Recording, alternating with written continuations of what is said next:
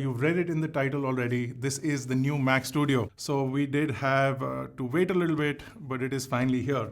We also have the new accessories. So the black keyboard with Touch ID. We also have the new Magic trackpad.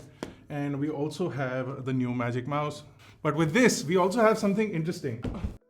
It's heavy. So this is the new Apple Studio display. This one does have the extra hinge that allows you to go up and down as well. So a tilt hinge. And this also has the nano textured glass. This thing actually weighs in at 16 kilograms, which is much more than a full-size iMac Pro, which I've had for a while, which weighs in at 10 kilograms. So that has a full Mac inside of it. This only has the display. And this is built with a thicker metal frame and chassis. So I'm really interested in checking it out. This also almost costs as much as a iMac standalone as well. You only get one chance, one opportunity. These handles are really solid for the fact that they're not made out of any kind of plastic. Did it rise? Isn't it supposed to sort of rise now?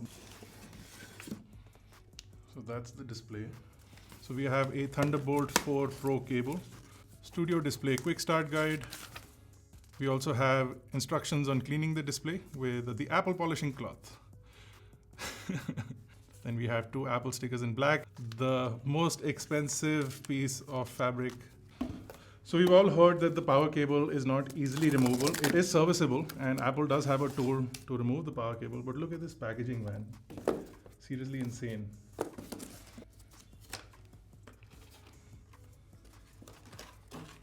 And then before we open this up, you can see the hinge in action. It's actually quite effortless.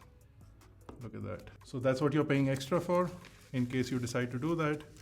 And now we can take a look.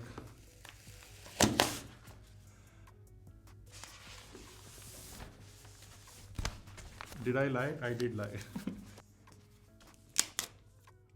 No, I ripped it. Oh no, I ripped it again.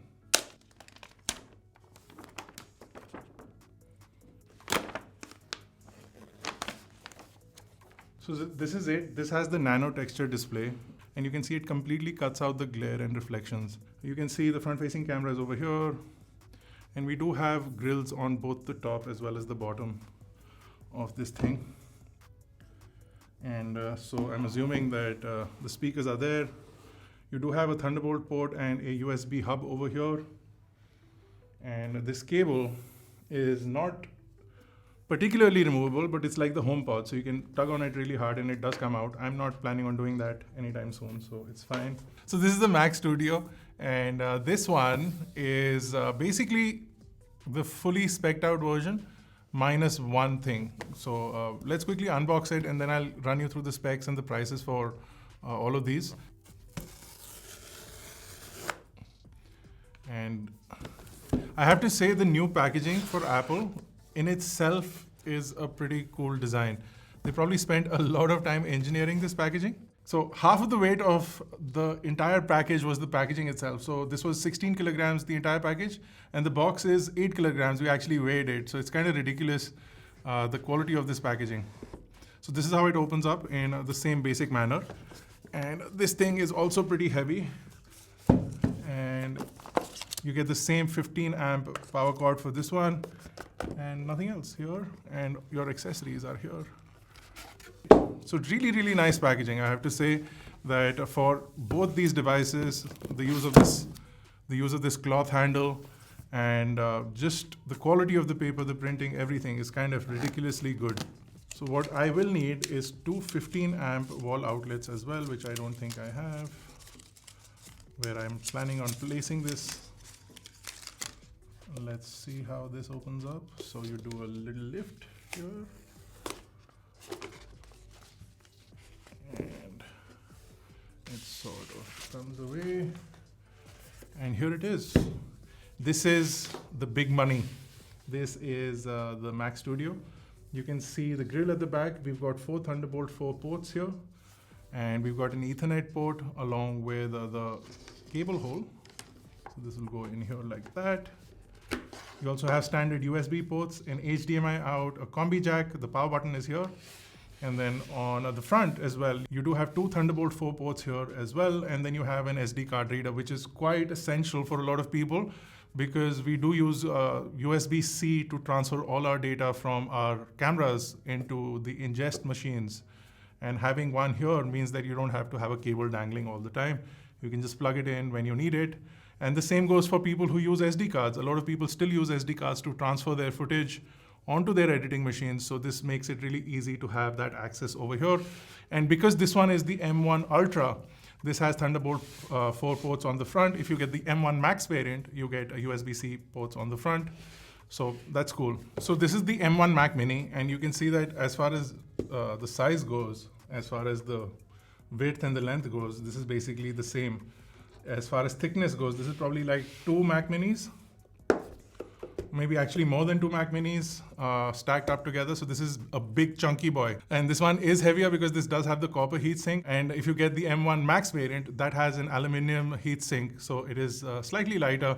So this is what your setup is going to basically look like. I just wanted to show you the older peripherals. So this came with my Mac Pro. So you can see that with the space gray one, the base of the keyboard was also gray. This one, of course, has the Touch ID for the newer Macs. And also with the trackpad, you can see this one was a space gray color, whereas this is a black color, and this new trackpad is also rounded off. The difference between the silver and the gray is there. But these ones will work either way. So while this is booting, another thing that I noticed was that only Apple can take care of things in this way. So some people are going to keep their Mac Studios this close to the monitor and the studio display. And if you do have the tilt adjustment or the height adjustment hinge, then you can't slam your Mac Studio, which is quite incredible that they thought of this, because I was thinking that why does it stop at this height? Why doesn't it go lower? And that's because some people will keep it like this and it will not touch a Mac Studio from the top. And another thing, some people actually have seen that some people keep their Mac Minis here like this, if they want to save some more table space. And even then, it does not slam on the Mac Studio. So they've actually thought of all of that. And you can see how seamless this movement is. It's actually really satisfying. It does have friction in it. It's not completely loose. So there is some friction in it. And then you can see this tilt adjustment and then height adjustment. And you get quite a good range, although it is expensive to get that range.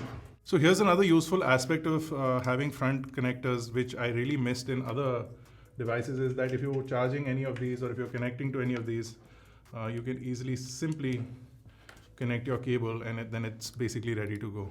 So you can see this is the M1 Ultra with the 64 core. So this is basically the top of the line when it comes to that. We've got 128 gigs of RAM. And then the display is a 5120 by 2880 Retina display. So this is the 5K display that we've seen. But like I said, this one has the nano texture glass, which according to me, this is the first time I'm actually looking at it. You can see that you can barely notice any kind of texture on this if you're looking at video content, which is actually really good. I'm just going to bump this up to 4K.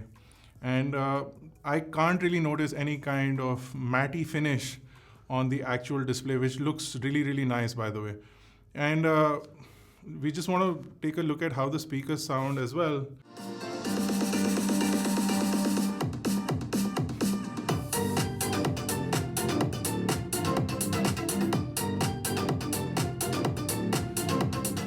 These speakers are ridiculously good. They're as good as HomePods, and HomePods have really good speakers, at least as far as bass is concerned.